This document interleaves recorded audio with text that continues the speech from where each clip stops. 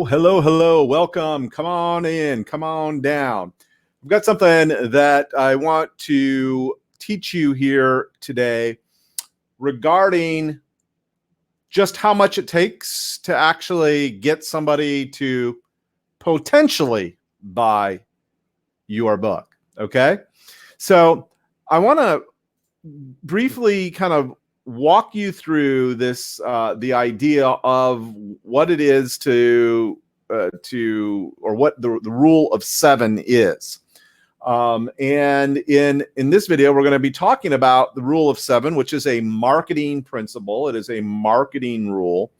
And it goes something like this, that you must have between 6 to 8 touches or people that don't otherwise know you, don't otherwise know about your book, have never read your stuff, don't know who you are from Adam.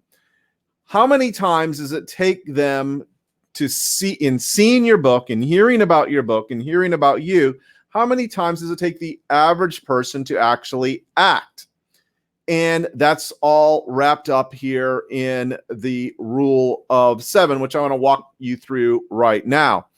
Before I actually jump into that, a big part of this idea of the rule of 7, which is getting the same person to see your message at least 7 different times to maximize the probabilities that they'll actually end up buying your book.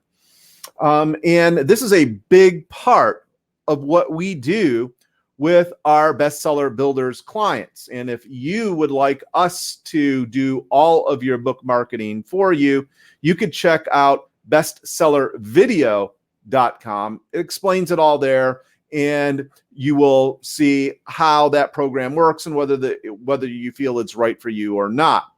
Regardless, I wanted to teach you about the idea of the rule of 7 and in those ways that you can engage that market, in those ways that you can actually do well by using the rule of 7. And once again, the rule of 7 is to show your book, your message, your advertisement to the same prospective reader at least 7 times. More actually, they say between 6 and 8 times. That's going to get the highest probabilities that some of those people will ultimately buy your book. But I want you to notice that it's not just one exposure to you or your book. It's not 2. It's not 3. It's in fact between 6 and 8 different exposures to that same exact person.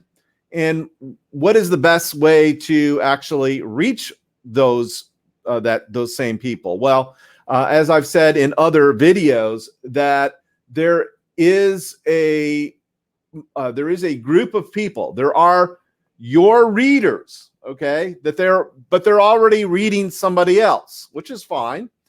This is not a competitive environment. Fortunately, people buy many more than just one romance books, or many more than just one, internet marketing book, or many more than just one dog training book. So the idea here is that you want to go to where your prospective readers are and let them know that you are there, what you have, what your solutions are, and where to go get your book. We call this multi-channel marketing, okay? In other words, to be in more than one channel. So not just exclusively on Facebook, for example, not just exclusively on LinkedIn or Reddit or Twitter or any of those other places, and not just exclusively on social media. It may well be that you show up in a podcast or an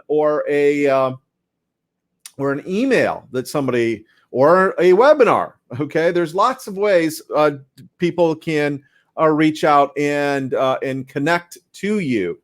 And what I'm saying is that with the rule of 7, that if you realize that it's going to take that, you can adjust what you have to do to get in front of that same person in as many different ways as possible, right? So once again, you need a consistent, organized approach to your marketing, and you need to do it every single day, and by the way, just by way and by virtue of what I'm modeling here for you right now,